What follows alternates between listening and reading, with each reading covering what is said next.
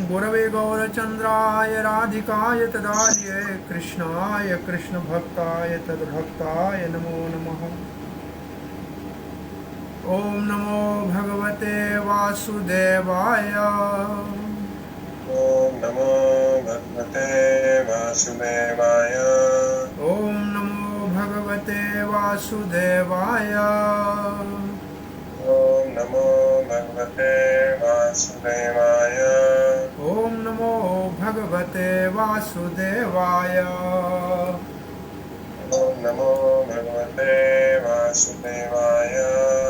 नारायणं नमस्कृत्यं नरं चैव नरोत्तमं देवीं सरस्वतीं व्यासं ततो जयमुदीरये।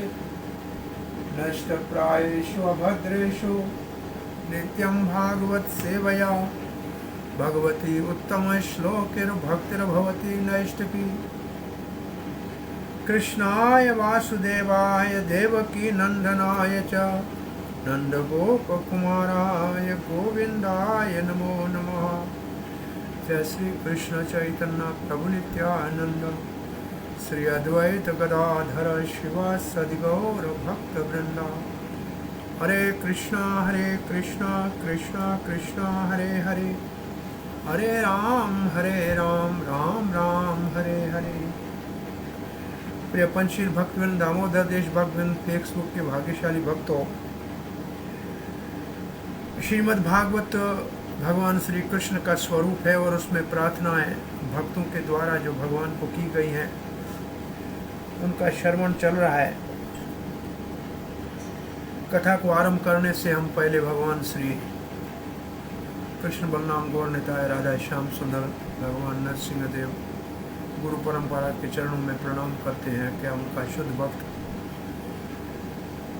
बड़ा त्याग से नष्ट की ब्रह्मचारी के रूप में भगवान गौरंगा महाप्रभु के मायापुर धाम की राधा माधव पंचतत्व और नरसिंह देव की सेवा करने वाले उनकी नित्य सेवा में प्रविष्ट हुए हैं।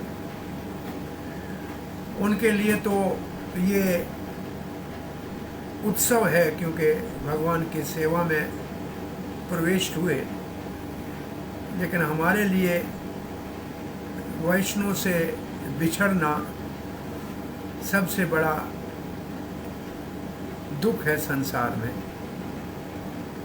चैतन्य महाप्रभु के वचनों में संसार में सबसे बड़ा दुख है भगवत प्रेमी भक्तों से बिछड़ना। सो आज परम पूज्य पंकज अंगरी प्रभु, पंकज अंगरी चरण कमल, पंकज है कमल और अंगरी है चरण। भगवान के चरण कमलों का दास भगवान के चरण कमलों में आज नित्य सेवा में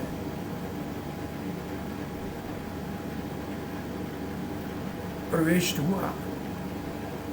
उनको हम श्रद्धांजलि और हृदय से उनसे कृपा और आशीर्वाद मांगते हैं कि अति उत्तम स्थान मायापुर धाम में अपने प्राण प्रिय भगवान के स्वरूप राधा माधव सखी और पंचतत्व नरसिंह देव और भक्त समाज के बीच में भगवत धाम में जो आध्यात्मिक जगत में प्रभुपाद जी का इस्कान और जो सेवा है उसमें उनको इतना उत्तम स्थान पे शरीर त्यागने का जो ये संयोग बना है, कृपा करें जब तक जीवन है ऐसे निष्ठापूर्वक सेवा कृष्ण भावना अमृत संघ की और प्रभुपाद जी की करते रहें। पंकज अंगरी प्रभु की जय। हरे कृष्ण। हमारा नित्य 5वें स्कंद के 18वें अध्याय के 19वें श्लोक का आज पाठ करेंगे। 18 श्लोक को कल पूरा किया था,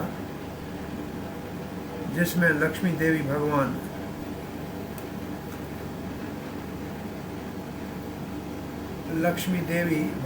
कामदेव की प्रेम पूर्वक जो सेवा कर रही है और जो प्रार्थना कर रही है संवत्सर के पुत्र और पुत्रियों के साथ, उसका हमने कल श्रवण वर्णन किया था।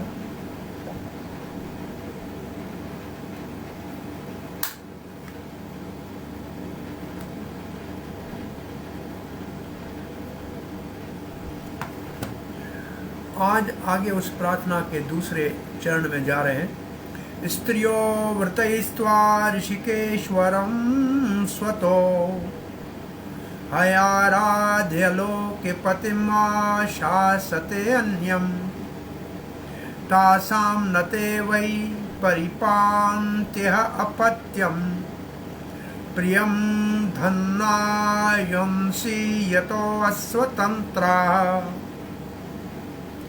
स्त्रियां, संसार की सारी नारियां, व्रतई जो व्रत रखती हैं, जो पूजा पाठ करती हैं, जो संकल्प लेती हैं, जो उपवास करती हैं, त्वा हे भगवान, ऋषिकेश ईश्वरम इंद्रियों के स्वामी, स्वतो हे आराध्य लोके पति, आपकी आराधना करते हैं परंतु मांगती हैं लौकिक पति। आशास्ते अन्याम, आशीर्वाद मांगती हैं, पति की मांगती हैं, लेकिन आपको छोड़ के और किसी की। तासाम नते वही परिपांति, वो जो पति उनको मिलते हैं वो उनका परिपांति, उनका पालन पोषण नहीं कर सकते, उनका रक्षण नहीं कर सकते। केवल उनका नहीं, अपत्याम, जो उनका संतान है उसका भी रक्षण नहीं कर सकते। और प्रियम, और जो उनके और बंधु प्रिय मित्र हैं उनका भी रक्षण नहीं कर सकते। धन, और धन का भी रक्षण नहीं करते। आयुष, और उनकी आयु का भी रक्षण नहीं कर सकते। क्यों नहीं कर सकते? यह तो अस्वतंत्र, वो स्वयं वो स्वतंत्र नहीं है, उनका अपना जीवन भी परतंत्र है, तो वो दूसरे का, पति का, पत्नी का, पुत्र का, धन का, परिवार का कैसे रक्षण कर सकता है? तो ये प्रार्थना लक्ष्मी देवी कहती है, मेरे प्रिय भगवान, आप तो पूर्ण स्वतंत्र सब इंद्रियों के स्वामी हो। इसलिए जो नारियां बहुत बड़े कठोर व्रतों के साथ आपका पूजन करती हैं और आशा करती हैं कि उनको पति मिले जो उनकी इंद्रियों को सुख दे, संतुष्ट करे, निश्चित रूप से मोहग्रस्त हैं, भ्रमित हैं। वो यह नहीं जानती कि उनको जो पति मिलेंगे उनको और उनके संतान को रक्षा नहीं दे सकते।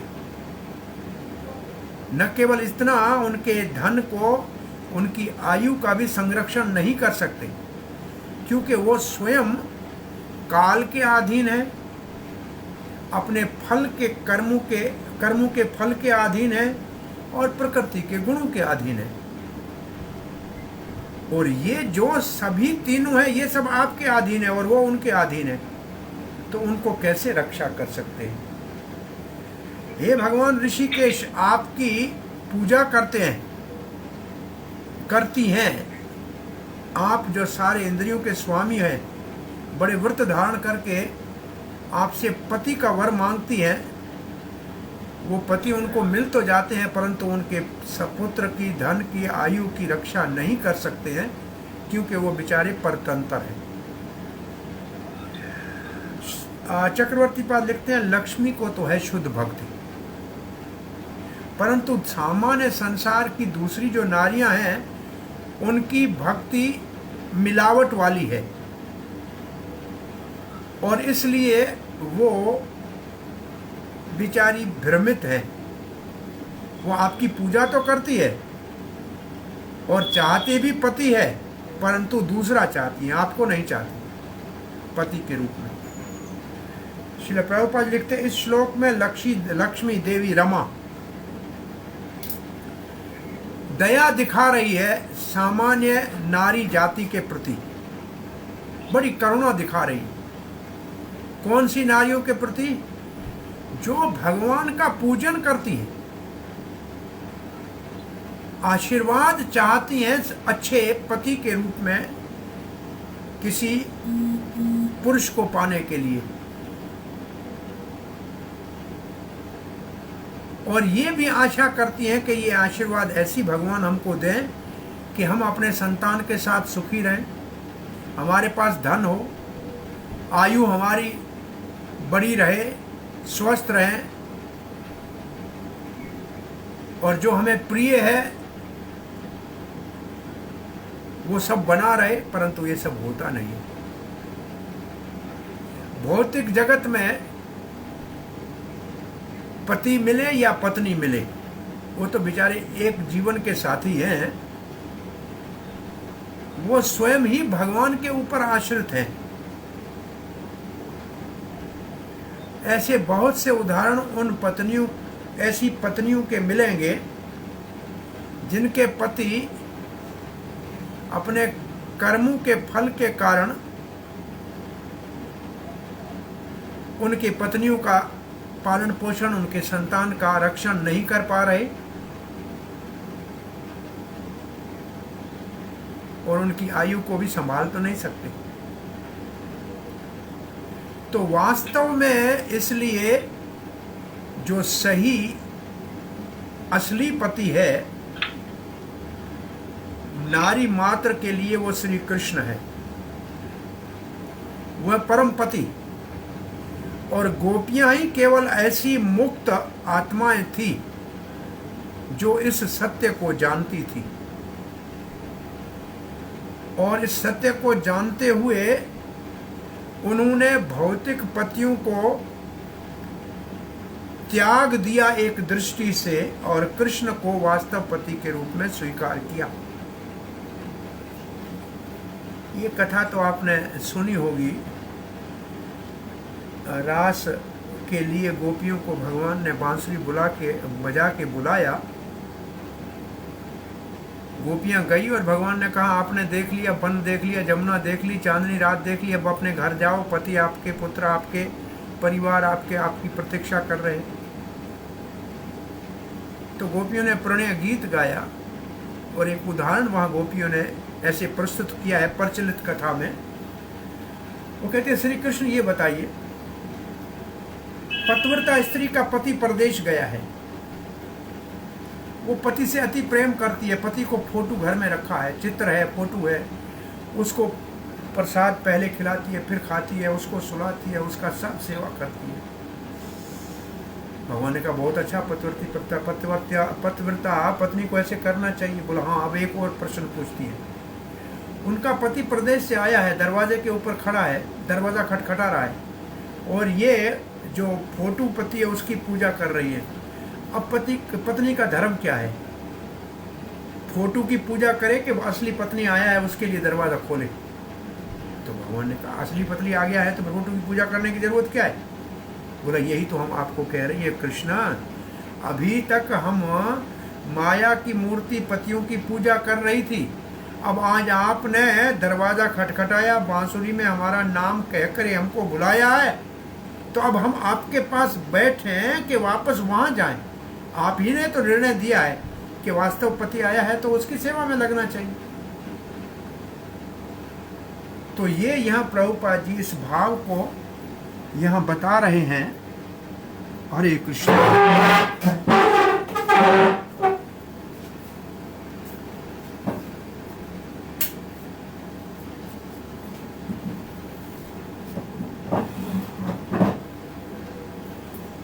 गोपियों को इस बात की अनुभूति थी, और गोपियां मुक्त हैं, इस सिद्धांत को जानती हैं। अब प्रभुपाद जी कहते हैं, वो केवल गोपियों के पति नहीं है, वो तो जगत के पति है, केवल नारियों के नहीं है, पुरुषों के भी पति है, हर जीव के पति है। हर एक को ठीक तरह से, बहुत साफ, अच्छी तरह से समझना चाहिए कि भगवान श्री कृष्ण ही सब जीवों का नाथ है।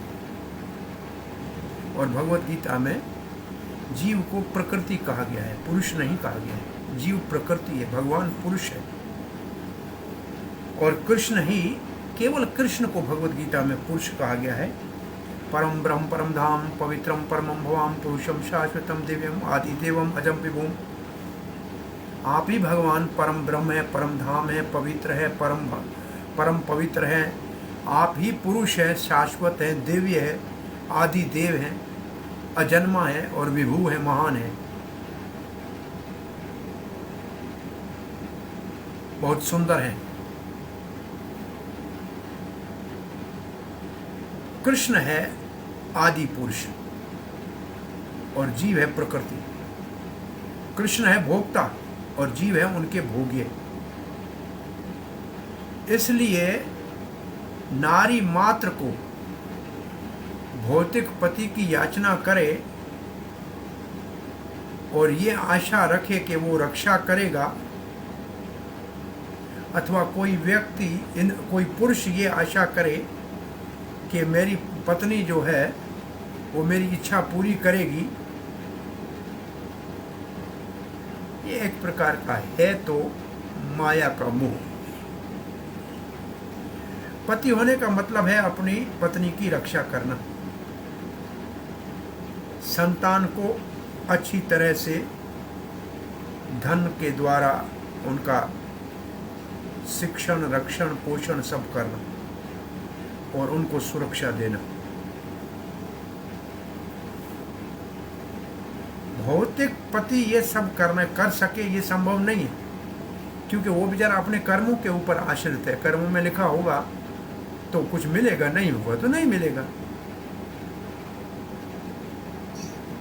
अगर कोई बहुत बड़ा घमंड से, अहंकार से ये सोचता है कि मैं पत्नी की रक्षा कर लूँगा, तो वो असल में माया में है, मोहित है। कृष्ण ही केवल एकमात्र नाथ है, पति है। तो भौतिक स्तर पे जो संबंध है स्त्री पुरुष का, वो कोई परम स्तर के ऊपर नहीं है, वो भौतिक स्तर के ऊपर, वो एब्सोल्यूट नहीं है। एब्सोल्यूट कृष्ण के साथ संबंध है, नित्य। हमारी इच्छा है विवाह करने की, कृष्ण बड़े दयालु हैं, हमारे को एक नाम का पति मिल जाता है पत्नी को, और पति को पत्नी मिल जाती है,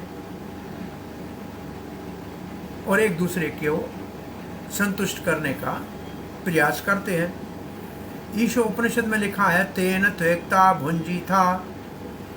भगवान सबको उनके भाग का, जो उनके कर्मों के, जो उनका कोटा है वो दे रहे हैं, जो उनका हिस्सा है वो दे रहे हैं। परंतु जीव है तो शक्ति, और शक्ति है का मतलब पुल्लिंग है, वो स्त्रीलिंग है। वो तो शक्ति है तो स्त्रीलिंग है, पुल्लिंग नहीं है। केवल कृष्ण ही पुरुष है। ये एक तथाकथित, एक दो जगह ऐसी बात कथा चलती है। एक तो कहा जाता है मीराबाई जीव गोस्वामी से मिलने के लिए आना चाह रही थी, तो जीव गोस्वामी ने कहा मैं नारी से नहीं मिलूंगा। तो कहते हैं मीराबाई ने कहा कि मैंने सुना एक ही पुरुष है वृंदावन में, कृष्ण है, दूसरा कहाँ से आ गया? तो उस समय जीव गोस्वामी ने कहा मैं इससे मिल सकता हूँ जो केवल कृष्ण को ही पुरुष मानती है। वैसे एक और भी कथा कहीं है मेरे ख्याल में कुछ गुरुजनों के विषय में। तो एक पुरुष है जिसके लिए अब चैतन्य चरितमृत से प्रभुपाद जी उदाहरण दे रहे, एकल ईश्वर कृष्ण और सब भृत्य, यार ऐछे ना चाहे से ही तैछे करे नृत्य। जिस प्रकार स्वामी कृष्ण नचाता है, इस प्रकार संसार सारा नृत्य करता है।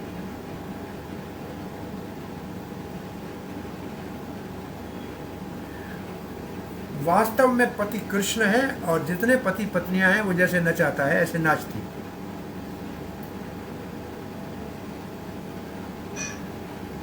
इंद्रिय भोग के लिए पति पत्नियों का आपस में मिलन होता है, भले होए, परंतु इंद्रियों का स्वामी तो ऋषिकेश भगवान है, इसलिए वास्तव में तो वही पति है। आगे का श्लोक पढ़ते हैं। इसका भाव ये है कि वास्तव प्रेम पति पत्नी दोनों कृष्ण से करें और अपने आप को कृष्ण के सेवक माने। पति माने कि पत्नी मेरी सेविका है, तो ये माया है, और पत्नी कहे पति मेरा रक्षण करेगा, तो ये भी माया है। और दोनों कहें कि हम कृष्ण की सेवा के लिए हैं, वही हमारा रक्षक है, वही हमारा पालिक है, वही हमारा मालिक है, तो कोई समस्या नहीं। वास्तव में हमारा नाथ कृष्ण है, हमारा स्वामी कृष्ण है, ये समझना चाहिए। आगे का श्लोक पढ़ रहे हैं। सवै पति स्यात् अकुतो भय स्वयं समन्ततः पाति भयातुरं जनम स एक एवेत अर्थमिथो भयम् नैवात्मलाभाद् धीमन्यते परम्। सवै पति, वही वास्तव में पति है। सवै पति, वही वास्तव में एकमात्र पति है। स्याद अतुक भय स्वयं, जो भय से मुक्त करे, निर्भय करे, स्वयं वो निर्भय करे और अपने ऊपर आश्रित हो, अपने में परिपूर्ण हो, सेल्फ सफिशिएंट हो। समन्ततः, पूर्ण रूप से। पाति, पाति का मतलब भरण पोषण करना। पति कहते हैं जो अपनी पत्नी का परिवार का भरण पोषण करे, उसको कहते हैं पति। पात्यते इति पति, रक्षते इति पति। और पत्नी कहते हैं जो पति को पतन से बचाए। भौतिक संसार में पति को भोग में पथभ्रष्ट होने से बचाए, उसको पत्नी कहते हैं। पत्नी का अर्थ है पति को पतन से बचाने वाली, और पति का अर्थ है पत्नी का भरण पोषण पालन रक्षण करने वाला। भय आतुरम, जो पति स्वयं भयभीत है। जन्म सा, और ऐसे लोग जो इसलिए एक इतर था मिथ्या, वो एक दूसरे से, मिथ्या मतलब आमने सामने एक दूसरे से भयभीत है, भय करते हैं। आत्मलाभाद,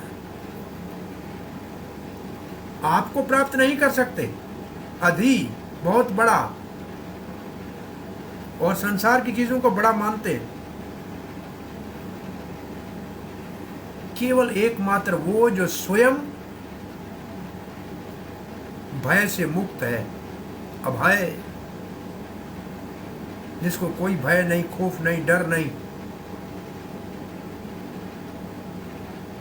परंतु केवल स्वयं अभय नहीं है, जिनको शरण देता है उसको भी अभयदान देता है, भौतिक बंधन से मुक्त करता है, वही वास्तव में पति कहलाने का अधिकारी है। इसका मतलब पति वो है जो रक्षक हो और निर्भय दान दे, भय से मुक्त करे।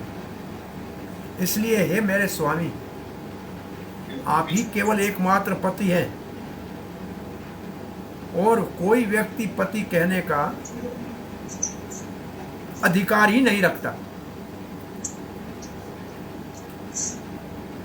अगर केवल आप एक पति नहीं होते तो आप भयभूत होते, दूसरों से भयभीत होते।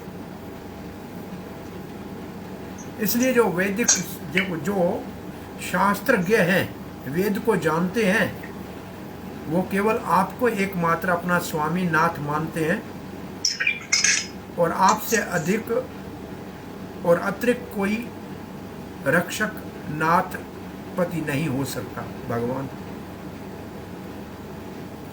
स्वभाव से ही भगवान आप निर्भय हैं और सब जीवों का रक्षक है। आप ही केवल एकमात्र नाथ हैं। पर नहीं तो संसार में तो एक व्यक्ति दूसरे से भयभीत है। तो कोरोना काल में ऐसे है कि अपना पति पत्नी से डरती है, पत्नी पत्नी से डरता है, पता नहीं ये बाहर से आया है, कहीं कोरोना न लाया हो। ये भय तो इतना लगा हुआ है कि किसी के ऊपर विश्वास नहीं है। ये दिमाग में ये क्या संसार, कैसा माया काम कर रही है, समझ में नहीं आ रहा। न पुत्र के ऊपर विश्वास है, न पत्नी के, न पति के, किसी के ऊपर विश्वास नहीं। ये छोटी बीमारी ने ऐसी स्थिति बना रखी है। इसलिए बुद्धिमान कहते हैं आपको ही प्राप्त करना श्रेष्ठ है, आपका ही शरण लेना चाहिए। चक्रवर्ती पाद कहते हैं वो नारी जो पति की माना नहीं जानती, अर्थ नहीं जानती है, वो जानती नहीं है पति का अर्थ। जो पत्नी का रक्षण नहीं कर सकता है वो पति कैसे कहला सकता है। जो स्त्री की रक्षा, इसलिए रामचंद्र के चरित्र में कहा था, भगवान ने कहा पत्नी ग्रहण करो तो उसकी रक्षा के लिए 7 समुद्र पार जाने के लिए तैयार, रावण से लड़ने के लिए साहस होना चाहिए, तब वो पत्नी ग्रहण करने का अधिकार है। वैसे भगवान तो नाथ है, पति है ही, लेकिन सब लोग ऐसे नहीं कर सकते। पहले तो वो किसी से भयभीत नहीं होना चाहिए। ऐसा तो व्यक्ति केवल एकमात्र आप है, भगवान। अगर पति का दूसरा अर्थ लें, इतर अर्था, ये श्लोक में शब्द है इतरार्था, ये दूसरा अगर अर्थ ले तो फिर जितने हमारे नेता हैं, जितने जनता के रक्षक अपने आप को मानते हैं, वो तो एक दूसरे से भयभीत है। अब देखें, नेता लड़ते हैं इलेक्शन में, वो जीतेगा वो हारेगा, एक दूसरे से भय करते हैं। तो आपकी रक्षा करने चाहते हैं और स्वयं भयभीत है, कैसे करेंगे रक्षा? और इसी के कारण सारी प्रजा ऐसे नेताओं से भयभीत है। तो ये कोई रक्षा तो हुई नहीं। तो शास्त्रज्ञ कहते हैं आप ही आत्म लाभ हैं, आप परमात्मा, आप परम पुरुष भगवान ही हमारे जीवन का वास्तव लाभ है।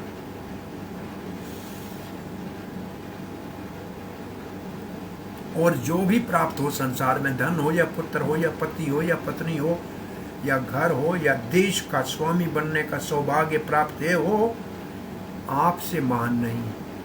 ये सब आपसे नीचे, छोटे और तुच्छ और स्वयं भयभीत है। केवल शब्द पति आपके लिए उपयोग किया जा सकता है। एकमात्र आप ही पति हैं। श्रील प्रभुपाद लिखते हैं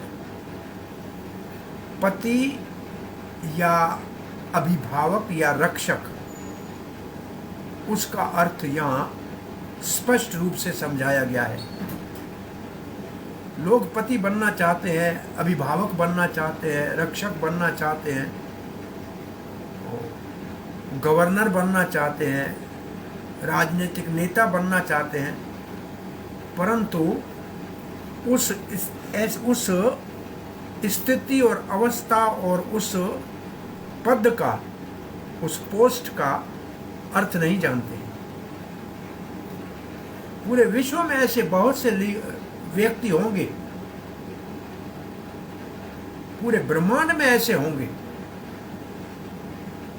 किसी समय अपने आप को पति, चाहे वो कि सभा का पति हो, चाहे वो देश का पति हो या राजनीतिक पति हो, ऐसे अपने आप को माना होगा।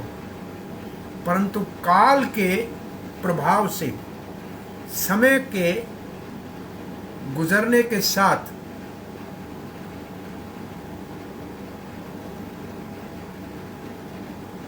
काल भगवान का प्रतिनिधि है, उनको उनके पद से हटा दिया, वो वहां नहीं रहे। ये तो बहुत अद्भुत उदाहरण संसार में मिलेंगे।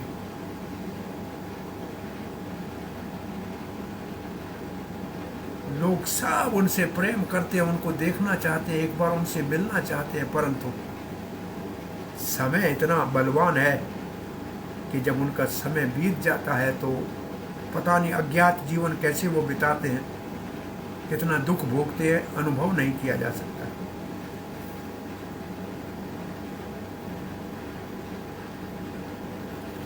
और जब काल उनके साथ ऐसा व्यवहार करता है, उनके पद से उनको हटा देता है, तो उनके जीवन भर का जो उन्होंने एक कैरियर बनाया था, जो उन्होंने एक अपना साम्राज्य बनाया था, वो 1 मिनट में समाप्त हो जाता है।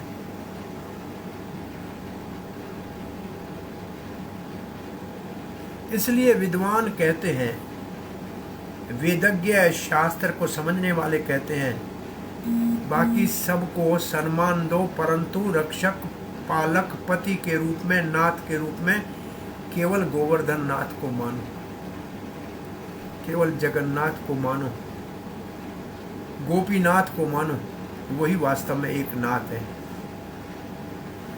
भगवत गीता में तो भगवान कहते हैं, अहम त्वं सर्व पापेभ्यो मोक्षयिष्यामि मा शुचि। मैं आपको सब पापों से, मैं ही आपका रक्षक हूं, मैं ही आपको अपने पास ले जाऊंगा।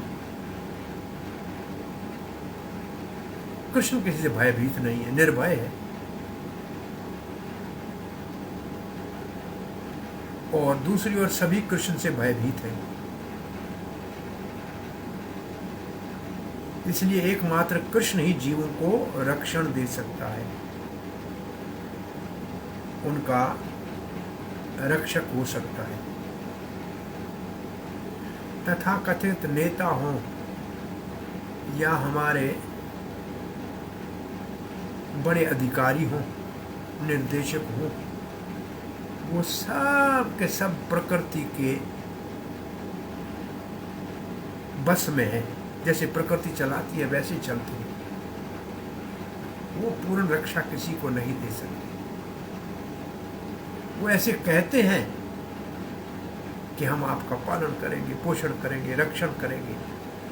ये उनका झूठे वचन है, झूठे वायदे हैं।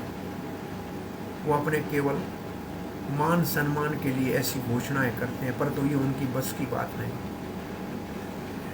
न ते विधुस्वार्थ गतिम ही विष्णु, वो ये नहीं जानते हैं कि सबका स्वार्थ और सबका लक्ष्य, सबकी गति, सबका गंतव्य स्थान, सबकी मंजिल विष्णु है, ये नहीं जानते। वास्तव में जीवन में प्रगति, जीवन का परम लक्ष्य केवल एकमात्र भगवान को ही अपना नाथ मानने में है, नहीं तो सब अनाथ है। एक जो कृष्ण को अपना नाथ मानता है वही सनाथ है। नाथ द्वारा, नाथ का द्वार है, दरवाजा है, नाथ का दरवाजा है, नाथ द्वारा कहते हैं जहाँ भगवान श्री गोवर्धन नाथ है। कृष्ण 7 साल का गोवर्धन धारण करने वाला जिस स्थान पे विराजमान है आज विग्रह के रूप में, उस जगह का नाम ही है नाथ द्वारा। वो नाथ के घर का दरवाजा है, वही एकमात्र नाथ है। अपने को धोखा देकर ऐसे व्यक्ति जो अपने आप को शक्तिशाली कहने का साहस कर रहे हैं, ये राजनेता हो या पति हो या कोई रक्षक हो या अभिभावक हो, उन सबको एक काम करना चाहिए, कृष्ण भावना आंदोलन के प्रचार में लगना जाना चाहिए और सबको कृष्ण की शरणागति की शिक्षा देनी चाहिए कि वही आप सबका स्वामी है, हम आपके सेवक हैं। प्रभुपाद जी यहाँ सलाह दे रहे हैं कि ऐसे जो नेता हैं, ऐसे जो हमारे राजा हैं, उन सब को लोगों को कृष्ण को पति के रूप में, जैसे जयपुर का राजा है, अपने राजमहल में भगवान श्री गोविंद देव को विराजमान करके अपने आप को उनका सेवक मानता है। आज भी मंगल आरती में आज भी का मतलब कोरोना काल को छोड़ के 500 हज़ारों आदमी तो सुबह 4 बजे 5 बजे मंगल आरती में अपने आप आ जाते हैं। कहाँ से आते हैं? तो राजा ने ये प्रचार करके अपने महल में भगवान को विराजमान किया तो पूरा जगह पूरी प्रजा उसकी सेवा करेगी। ये राजा का सही कर्तव्य है, यही राजा का सही मार्गदर्शन है नेता का।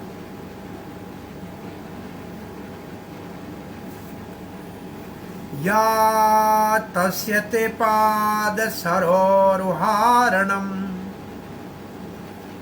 निकाम्येत साखिल कामलंपटा तदेव राशीप्सितम् ईप्सितो अर्चितो यद भग्न याचना भगवन् तप्यते। या वो जो स्त्री तस्य इस भगवान का जो सबका पति है, ते पाद सरोवर अहरणम, भगवान के चरण कमल का जो पूजन करना चाहती है, उनको अपने जीवन का आराध्य स्वामी मानती है। निकाम्येत साखा स अखिल काम लंपटा, उसकी सारी कामनाएं अपने निकाम्येत सा अखिल कामना, सारी कामना बिना मांगे पूरी हो जाती। निकाम्येत बहुत भल सब सारी इच्छाएं उस स्त्री की अखिल काम लंपटा, भले कितनी भौतिक इच्छाएं क्यों ना हो। ततेव राशीप्सितम ईप्सितो अर्चितो, अर्चन करना भगवान का। भगवान सारी वो उस पूजा करने वाले की आशीर्वाद देके इच्छाएं पूरी कर देते। भगन यांचा, परंतु जिसकी याचना, जिसकी मांग भगवान को छोड़ के और किसी इच्छा की है, आपके चरण कमलों को नहीं मांगता है, इसलिए वो तो बेचारा टूटा है, फूटा है, उसका भाग्य। भगवान प्रतप्यते प्रकृष्टेन रूपेण तप्यते, पूर्ण रूप से तपता है, दुख भोगता है। बहुत बड़ी अच्छी बात लक्ष्मी देवी कह रही है। कह रही भगवान के चरण कमलों की पूजा मांगो तो आपकी सारी कामना भले दुनिया की हो तो भी भगवान पूरी कर देगा। भगवान को छोड़ के और किसी से कुछ मांग रहे हो तो संसार में केवल दुख ही मिलेगा। ये मेरे प्रिय भगवान स्वतः ही अपने आप उस नारी की जो आपके चरणों कमलों की पूजा करती है, शुद्ध प्रेम से सारी मनोकामनाएं पूरी कर देते हैं। परंतु कोई नारी आपके चरण कमलों का किसी विशेष उद्देश्य से, प्रेम से नहीं, किसी विशेष भौतिक उद्देश्य से पूजा करती है, उसकी भी आप इच्छाएं पूरी करते हैं, परंतु अंत में उसका हृदय विदीर्ण हो जाता है, दिल टूट जाता है और दुखी होती है, प्रतप्यते। इसलिए आपके चरण कमलों की पूजा किसी भौतिक लाभ के लिए नहीं करनी चाहिए। इच्छा तो उसकी भी पूरी होती है, परंतु आगे चल के उसको दुख ही प्राप्त होगा।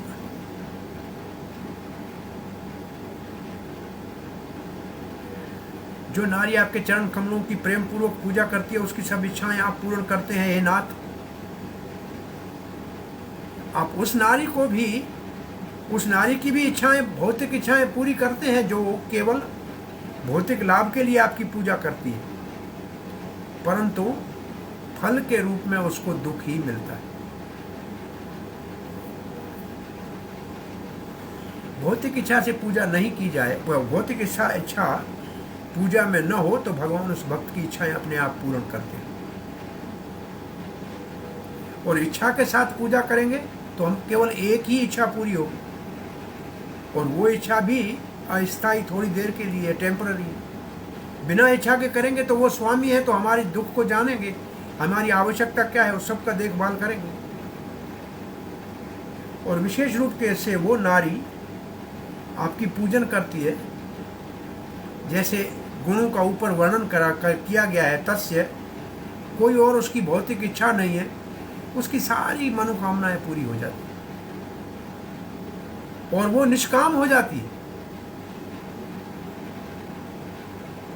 परंतु जो केवल एक कामना के लिए आपकी पूजा करती है, उसकी एक ही कामना पूरी होती है, और उस कामना का भोग करने के उपरांत जब वो वस्तु ही पूरी हो जाती है, वो चीज ही पूरी हो जाती है, तो उसको दुख ही मिलता है। वो बाद में निष्काम हो सकती है, परंतु पहले उसको सकाम कहा जाएगा। तो यहाँ एक निष्काम भाव से पूजा करती है, एक सकाम भाव से करती है। निष्काम भाव की सब इच्छाएं पूरी, सकाम वाले की एक इच्छा, वो भी अंत में दुखदायी।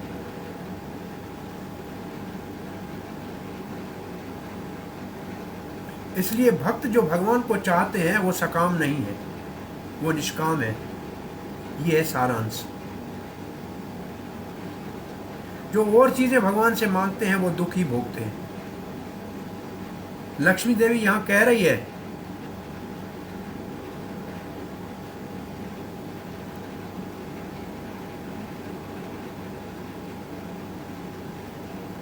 लक्ष्मी देख रही है कि है तो ये मेरा भी संतान, परंतु इसकी मनोभावना जो है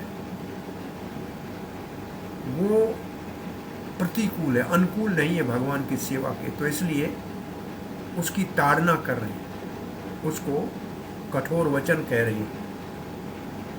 परंतु आगे आएगा, सकाम भक्त भी भक्ति में आगे बढ़ सकते हैं।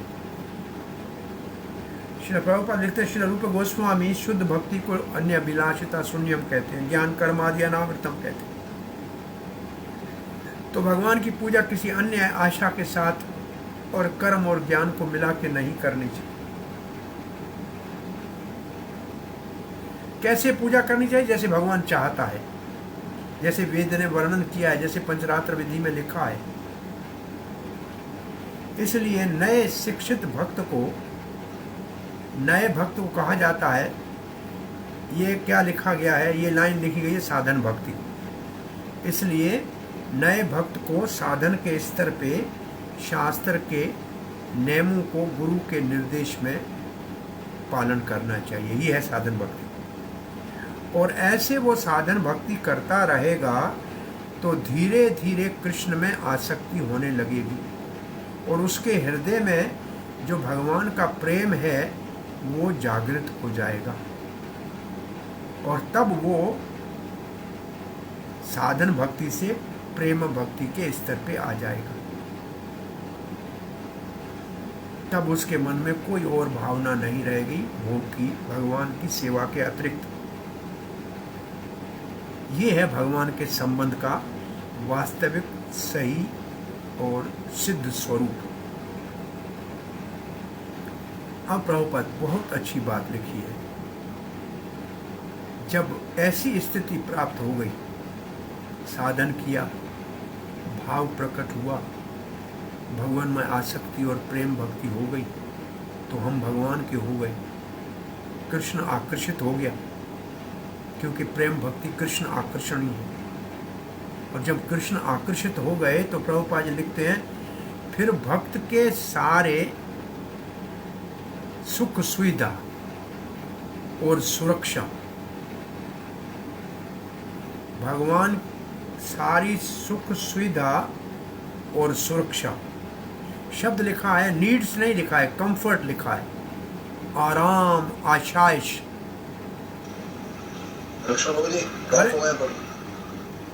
हरे कृष्णा। आपका गया कहाँ? आ गया आ गया। क्या हुआ? हरे कृष्णा। हरे कृष्ण जी, बीच में ब्रेक हो गया था। हाँ, मैं देखा अभी उसको। ओके बीच में जंप खाया, मेरा किताब भी गुम हो गया और म्यूट भी हो गया। अब ठीक है? ओके। तो यहाँ लिखा है जो हम पढ़ रहे, भाव भक्ति से जो प्रेम भक्ति के स्तर पे पहुंच गया, उसकी भगवान कृष्ण आकर्षित उसकी ओर हो जाते हैं। कृष्ण आकर्षणी प्रेम भक्ति है। तब कृष्ण अपने प्रेम के प्रेमी भक्त के सारे सुख सुविधा, आवश्यकता नहीं लिखा है, सुख सुविधा, आराम और सुरक्षा का सारा भार अपने ऊपर उठा लेते हैं बिना पूछे। भक्त को कहने की जरूरत नहीं है, अपने आप भगवान कर लेते हैं। और यही भगवत गीता में भगवान ने कहा है, अनन्यास चिन्तयन्तो माम ये जनाः पर्युपासते तेषां नित्यभियुक्तानां योगक्षेमं वहाम्यहम्। भगवान तो सबका पूर्ण रूप से, हर एक उसका भगवान पूर्ण रूप से जो भक्ति में लगा हुआ है उसका ध्यान रखते हैं, और जो उसके पास है उसकी रक्षा करते हैं, और जिसकी आवश्यकता है वो पूरा करते हैं। इसलिए भगवान से कुछ भौतिक चीजें मांगने की आवश्यकता क्या है उनको सब पता है। ऐसी प्रार्थना की आवश्यकता नहीं है कि भगवान ये करो वो करो, वो सब जानता है। इसलिए श्रीला विश्वनाथ चक्रवर्ती ठाकुर कहते हैं, भगवान से अगर भक्त कोई इच्छा पूरी करने की कामना भी करता है तो उसको सकाम भक्त कहते हैं, उसको सकाम भक्त नहीं कहना चाहिए। और भगवत गीता का ये श्लोक, चतुर्विधा भजन्ते माम जना सुकृतिनो अर्जुनार्थो जिज्ञासुरर्थार्थी ज्ञानी च भर्तृषभा। 4 प्रकार के लोग मेरा भजन करते हैं। यहाँ ये भजन है, ये शुद्ध भक्ति में नहीं है, परंतु शुद्ध भक्ति के दरवाजे पे है। एक तो ये सब सुकृत है, इनका कार्य बड़ा अच्छा है। एक दुखी है और एक धन चाहता है, एक जिज्ञासु है और एक ज्ञानी है। तो इन सब के लिए भगवान ने कहा ये सब महान है। आरत और अर्थार्थी भगवान के पास धन और दुख के निवारण के लिए जाते हैं, परंतु इनको सकाम भक्त नहीं कहा गया है। ऐसे वो लगते हैं, फिर भी नए भक्त हैं, अभी अज्ञानी हैं। भगवत गीता में आगे कहा जाएगा, उदार सर्वेति, ये सारे महान हैं, उदार हैं। तो पहले भले नए नए भक्तों के हृदय में कुछ इच्छाएं हों भी, परंतु समय के साथ भगवान उनका हृदय पवित्र कर देता है इच्छाओं से। इसलिए भागवत में लिखा है, अकाम सर्व कामो वा मोक्ष काम उदारधि तीव्रेण भक्ति योगेन यजेत पुरुषम परम।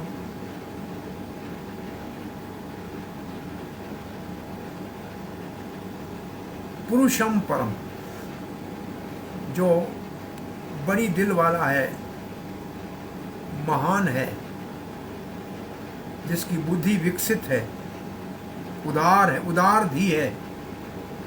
भले 100 भौतिक कामनाएं हो संसार की, या कोई कामना हो न हो, अथवा मुक्ति की कामना हो, परंतु हर हाल में भगवान का बड़ी तीव्रता से, बड़ी उत्साह के साथ भक्ति करनी चाहिए।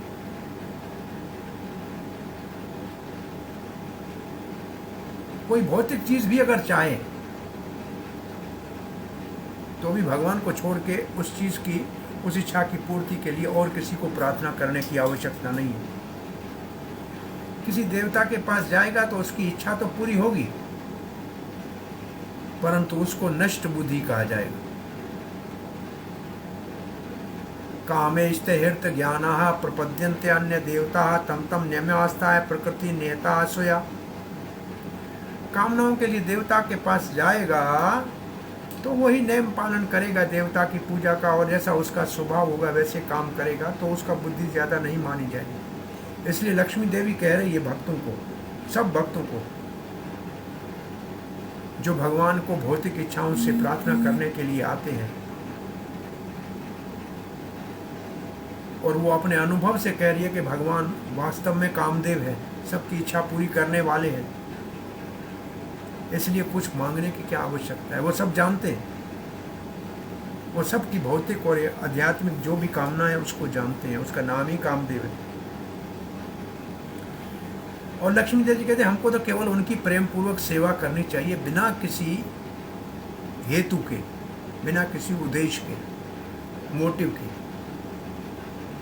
भगवान हम सबके हृदय में बैठे हैं, वो हमारे विचारों को जानते हैं, वो सूंघ लेते हैं हमारे विचारों को।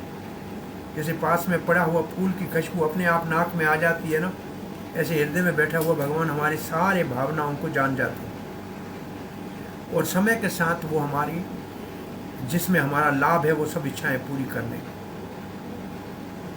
इसलिए पूर्ण रूप से भगवान की सेवा के ऊपर ही अपने जीवन को निर्भर करें और भगवान को कोई भौतिक इच्छाएं करने की, प्रार्थना करने का समय व्यर्थ न गंवाएं। भगवान सब जानते हैं और सभी प्रेम पूर्वक पूरा करेंगे। मत प्रापत्याय अजेश सुरासुराद्यस तप्यंत उगरम तपेन्द्रियधीय ऋते भवत्पाद परायणाम नमां विन्दन्ति अहम त्वद हृदया यतो अजीत। अब लक्ष्मी देवी कहती है मेरी तो सब पूजा करते हैं देवताओं को लेके ब्रह्मा शंकर से, परंतु जो आपका चरणों की पूजा नहीं करते उसके ऊपर मैं राजी नहीं होती। इस श्लोक का भाव ये है, मत प्राप्त है मतलब लक्ष्मी को प्राप्त करने के लिए। अजेश, एक अज ब्रह्मा जी और एक ईश शिव, सुर और सारे देवता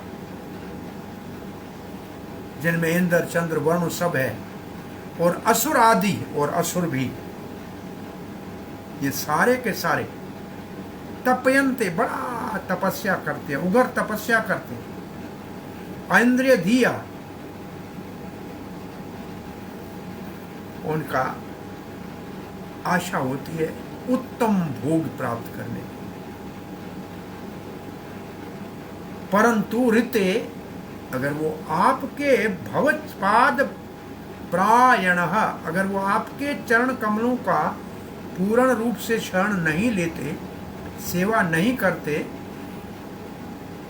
न मांग मैं उनको विंदती, उनकी इच्छा पूरी नहीं करते। अहम त्वत हृदय यत अजीत, हे अजीत भगवान, मेरे हृदय में आप हैं, जो आपकी सेवा करेगी उनके इच्छा को मैं पूरी करूंगी। इसका अर्थ ये है। तो इस श्लोक का पाठ फिर कल करेंगे। हरे कृष्ण। हे अजीत भगवान,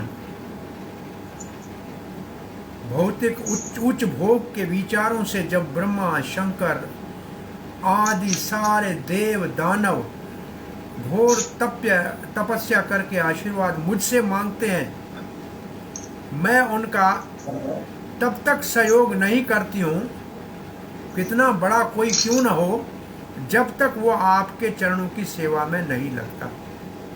क्योंकि मैं आपको सदा मेरे हृदय में विराजमान रखती हूँ, इसलिए मैं केवल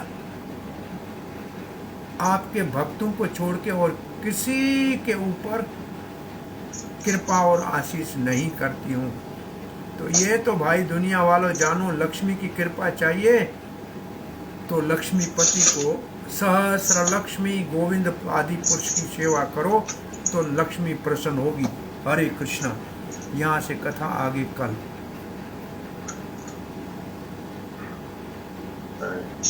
हरे कृष्णा। कोई प्रश्न जिज्ञासा है?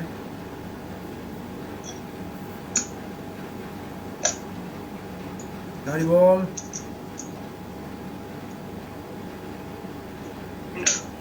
कोई प्रश्न जिज्ञासा नहीं है? बोलिए विष्णु जी। जोशी जी। मेरा प्रश्न ये था कि जैसे हमारे यहाँ जब कभी भी, जैसे आजकल तो कोरोना चल रहा है, कभी भी कोई रिश्तेदार घर परिवार में कोई हुआ तो हम प्रार्थना शुरू कर देते हैं नरसिंह देव महाराज भगवान को, और मुझे क्या ठीक है, या भगवान अपने आप ही आप कहते हैं समझ जाते हैं हमारे दिल की भाव, तो क्या ये ठीक है? हम कहते हैं भगवान ठीक कर दो, इस तरह से प्रार्थना शुरू कर देते हैं हम लोग। हमारे मतलब अपनी एक तरह से हमारे मंदिरों में जो भक्त होते हैं, कभी वो रोग में है, दुख में है, तो प्रार्थना ये करते हैं कि भगवान अगर आपकी इच्छा हो और ये आपकी सेवा में यहाँ लग सकता है और आप इसको आपकी सेवा में यहाँ लगाना चाहते हैं, तो आप इनको स्वस्थ कीजिए जैसे आपकी इच्छा हो। तो प्रार्थना का अर्थ ये होना चाहिए कि भगवान की आपकी इच्छा पूर्ण हो। ये व्यक्ति आपका भक्त है, आपकी सेवा कर रहा है, संकट से गुजर रहा है, आप कृपा करके आपकी सेवा में इसको आगे लगाना चाहें तो इनको स्वस्थ कीजिए। लेकिन ऐसा नहीं है कि भगवान को सब प्रार्थना करते हैं, लेकिन भगवान की इच्छा जैसे होती है वैसे ही होता है, और जैसे भक्तों के लिए तो भगवान जो चाहते हैं वही करते हैं। भगवान को प्रार्थना करने का एक भाव है कि ऐसा जरूरी नहीं है कि अलग प्रार्थना करना। भगवान हृदय से आपके मन में ये संकल्प आए कि भगवान ये आपका भक्त है, आपकी सेवा में लगा हुआ है, अगर आपकी सेवा आगे इससे अच्छी। जैसे प्रभुपाद जी जब स्वस्थ नहीं थे तो उन्होंने अपने भक्तों को कहा, नरसिंह देव को प्रार्थना करो कि हमारे गुरु ने अभी काम पूरा नहीं किया है, उसकी हमको ज़रूरत है। ऐसे 67 में प्रभुपाद जी के जब हृदय रोग हुआ तो सब भक्तों को प्रभुपाद ने कहा, नरसिंह देव को कहो कि हमारे गुरुदेव ने अपना काम पूरा नहीं किया है, हमारे को गुरुदेव की आवश्यकता है आपके कार्य को संपन्न करने के लिए। ऐसे प्रार्थना रक्षा के लिए करने के लिए प्रभुपाद ने वहाँ बताया था। तो ऐसे भक्त नरसिंह देव की प्रार्थना करते थे और कहते थे जैसे आपकी इच्छा हो, आपका भक्त आपके कार्य को पूरा कर सके, हमारा मार्गदर्शन कर सके, तो हमारे साथ रहना आप चाहते हो तो रखो। परंतु भगवान हमारे हृदय से ऐसे जबान से नहीं कहें, हृदय में भी विचार करें कि इसके प्रति भगवान कृपा करो, तो भगवान उसको भी जान जाते हैं, मान जाते हैं। फिर भी भगवान परम स्वतंत्र है, वो जो भी करें उसमें हमको फिर भी खुश रहना चाहिए। संतुष्टि फिर भी हमारी उसमें होनी चाहिए। ये बिल्ली किसके घर में है?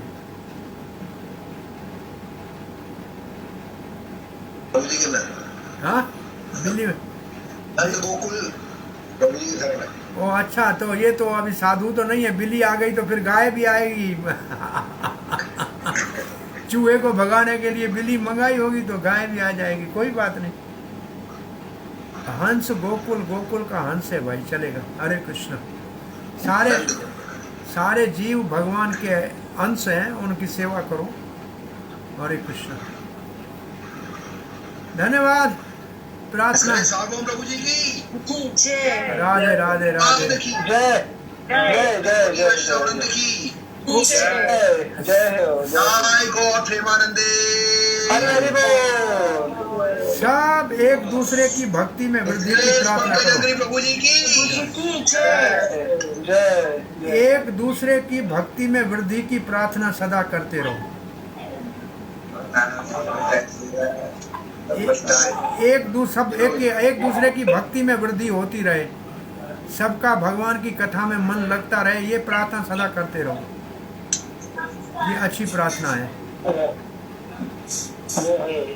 हरे कृष्णा। धन्यवाद।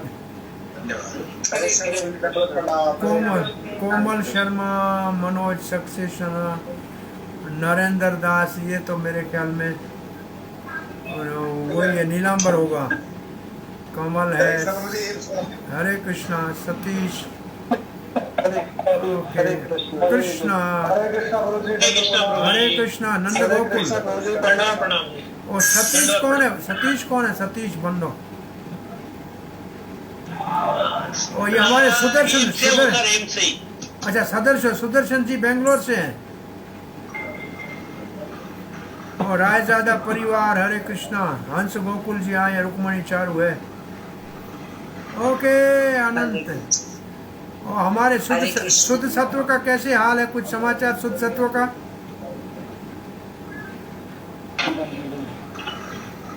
जो भी भक्त है रोग ग्रस्त हैं उनका निवारण भगवान करे, भगवान की सेवा में लग सके, ये प्रार्थना ठीक है। शुद्धत्व का समाचार लेना भाई। हरे कृष्ण। ठीक है। हरि